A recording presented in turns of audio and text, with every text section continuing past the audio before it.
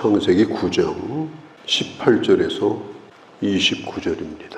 홍수가 끝난 다음에 하나님께서 비가 올 때마다 무지개를 보여주시고 다시는 홍수로 이 세상을 멸망하게 하는 일은 없을 것이다. 하나님의 언약을 생각나게 하십니다.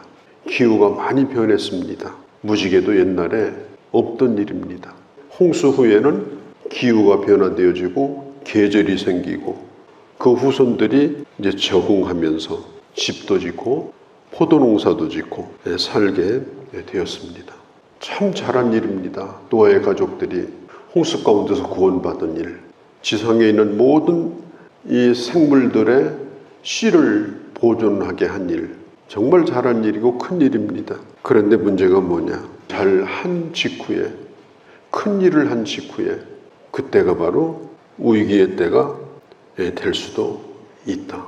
성경이 그걸 오늘 이 사건을 통해서 우리에게 가르쳐 줍니다. 노아가 포도농사를 지었어요. 어느 날은 포도에서 난 술을 너무 많이 먹어가지고 몸을 가누지 못할 정도로 취해버렸습니다. 아마 이 노아의 술 먹고 하는 이 주사는 옷을 벗는 일이 아니었겠는가 이런 생각을 해요. 그날도 술을 잔뜩 먹고 벌거벗은 채 누워 있었습니다. 노아는 자기가 그렇게 취한 줄도 몰랐어요. 정신이 다 나갈 정도로, 생각이 안 날 정도로 그렇게 취했고 그런 모습으로 잠을 들었습니다. 노아는 홍수 나기 전에 지상에서 완전한 자, 하나님으로부터 의인이라고 그렇게 인정을 받았던 사람입니다. 그런데 오늘 보는 이 노아의 모습은 그렇지 못해요.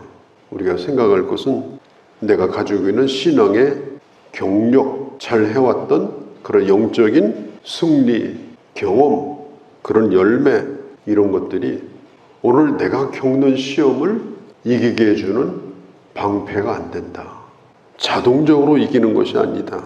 수백 년 동안 하나님과 동행했던 이 노아가 오늘 술에 취해가지고 넘어져 버린 거예요.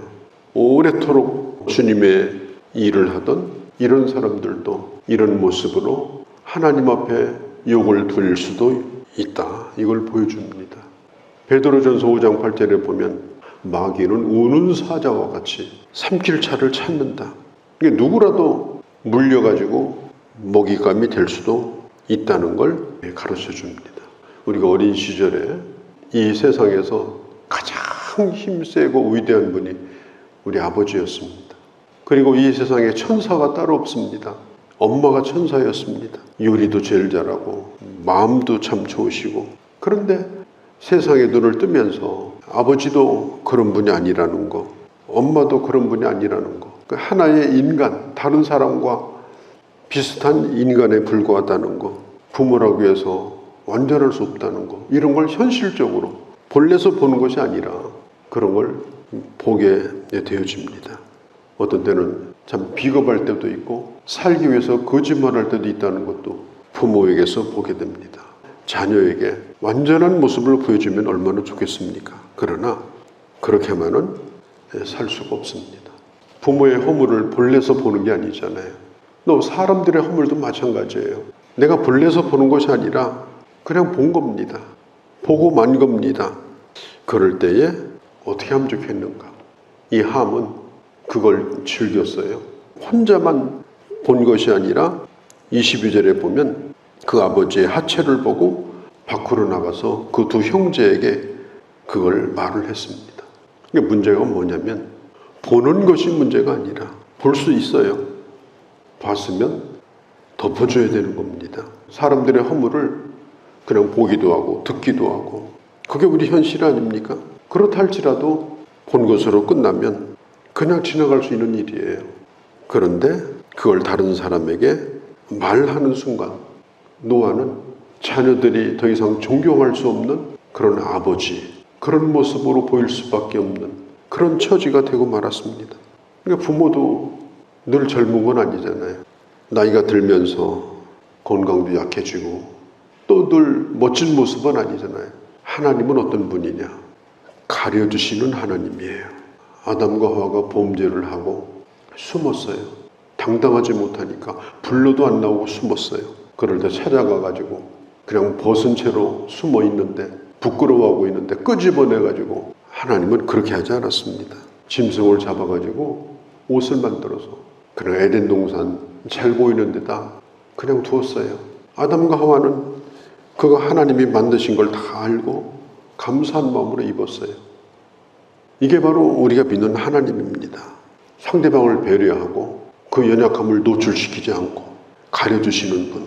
사탄은 어떤 존재냐? 드러내는 게 사탄이에요. 뭘 보면 입이 간지러워서 견디지를 못하는 거예요.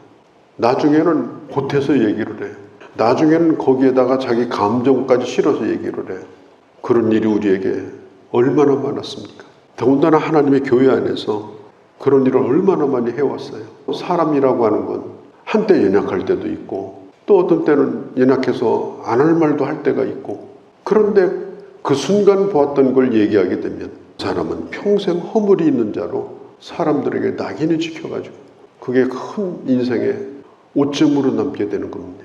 우리는 하나님을 닮는 것을 늘 소원으로 삼는 사람 아닙니까? 언제든지 우리의 마음은 덮는 사람이 되죠. 문제는 뭐냐? 사랑의 문제예요. 사랑이 있으면 그 어떤 것도 덮어줍니다. 그 어떤 것. 사랑이 없으면 그 어떤 것도 덮어주지 않아요.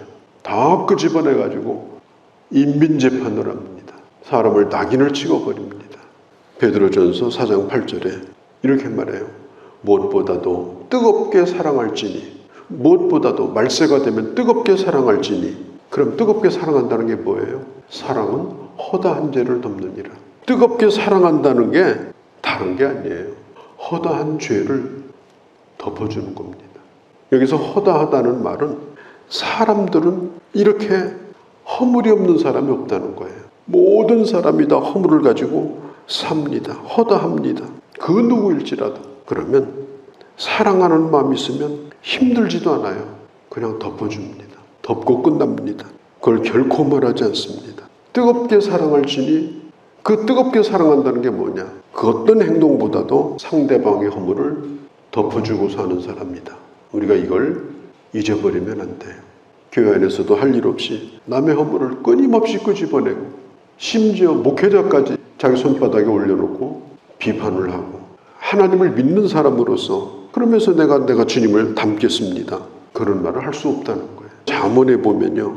잠언 17장 9절에 허물을 덮어주는 자는 사랑을 구하는 자예요. 우리가 사랑을 구하잖아요. 사랑하게 없어서. 그러면 그 사랑이 뭐겠어요? 허물을 덮어주는 거예요. 그것을 말하는 자는 친한 것을 이간하느니라. 덮어주지 않고 말하면 결국은 이간을 붙이는 거고 싸움을 하는 거고, 특별히 관계를 깨는 일입니다. 우리가 그런 순간들을 잘 참고 지나가면 얼마나 많은 사람들이 더 그럴듯하게 세워졌겠어요. 어른도 만들어가는 거예요. 어른도. 어떤 상사가 부하 직원이 찾아와가지고 상사를 향해서 이거 잘못되고 저거 잘못됐다고 하죠. 똑부러지게 얘기하는 거예요. 그때 그 상사가 이런 얘기를 했다고 합니다. 명석한 것과 지혜로운 것의 차이가 뭔 줄 아느냐? 말하지 않는 것은 지혜로운 것이고 지적하는 것은 명석한 것이다. 지혜로운 사람이 되어야지 머리만 좋은 사람이 돼서는 안 된다. 어른도 만드는 겁니다. 자꾸 어른 대우를 해주고 괜찮은 사람으로 인정해주고 그러면요, 정말 그 어른도 그렇게 살려고 해요. 그러다 보면 훌륭한 어른도 됩니다. 반복적으로 허물을 지적하는 것은 다른 사람이 하나님의 사람으로 세워지는데 크게 도움이 안 되는 일을 하고 있는 거예요. 바울이 갈라디아서 4장 14절에 보면 내가 하나님 앞에 감사하게 생각한다. 왜냐하면 내가 육체에 있을 때, 당신들과 함께 있을 때 나를 업신여기지 아니하고 나를 버리지 아니하고 천사와 같이 또는 나를 심지어 그리스도와 같이 영접해 주었다. 너의 복이 어디 있는가? 너에게 증거하노니 할 수만 있으면 나를 위해 눈이라도 빼어주려고 했다. 사도 바울이 얘기하는 거예요. 당신들에게 복이 뭐겠느냐? 내가 육체적인 연약함을 가지고 갈라디아서 일할 때 시험 들 수밖에 없는데도 그리스도와 같이 나를 대해준 것이 당신들에게 복이다. 그것 자체가 당신들이 복된 자라는 걸 보여주는 것이다. 우리가 복이라는 게 뭡니까? 복된 자로 살아가는 게 복이에요. 세상에서 잘 먹고 잘 사는 게 복이 아니라 복된 자로 살아가는 거. 그게 뭐예요? 다른 사람의 허물을 덮어주는 사람. 노아의 두 아들인 셈과 야벳은 함의 그 얘기를 듣고 깜짝 놀랍니다. 그래서 뒤로 들어가 가지고 아버지의 부끄러움을 보지 아니하고 아버지의 허물을 덮어줬습니다. 더 나가서 그 형제였던 함도 야단치지 않았습니다. 너 아들이 돼가지고 아버지한테 뭐 하는 짓이냐 한마디도 그렇게 하지 않았습니다.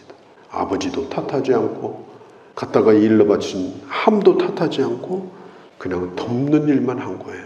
덮는 일은 위대한 일이에요. 함의 연약함에 대해서도 덮어줬어요. 나중에 노아가 술에서 깨나가지고 어떻게 했느냐. 셈과 야벳을 축복했습니다. 형제하게 될 것이다. 그런데 함에 대해서는 형제를 섬기는 종이 될 것이다. 이것은 노아가 그 얘기를 듣고 술이 깨서 그냥 화가 나가지고 한 얘기가 아니에요. 예언적 선포입니다. 하나님이 주시는 그 말씀을 그 자식을 향해서 대언을 한 거예요. 나중에 함은 오늘 여기 나와 있잖아요. 가나안의 조상이 함인데 그 가나안이 25절, 26절, 27절 저주를 받아서 형제의 종이 되었다. 역사를 통해 그것을 보여줍니다. 방주 안에 있다가 나와서 350년을 노아가 살았습니다. 그가 350년 산 게 짧은 인생이 아니잖아요. 그 전 단계는 그가 하나님과 동행하고 방주를 지은 거예요. 참 잘한 거예요.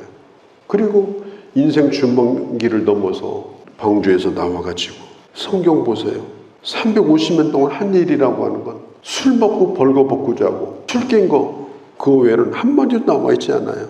29절에 950세가 돼서 죽었더라. 얼마나 허무한가요? 잘 살았는데 나중에는 한 일이 없고 그냥 그것으로 끝나버리는 거예요. 우리가 한때 성공하는 거, 잘하는 거 좋습니다만은 우리가 끝까지 주님과 함께 동행하는 거, 우리는 그래서 날마다 나를 주님 곁에 몰아 세워가지고 주님과 같이 갈 수 있도록 나를 이끌어내야 돼요.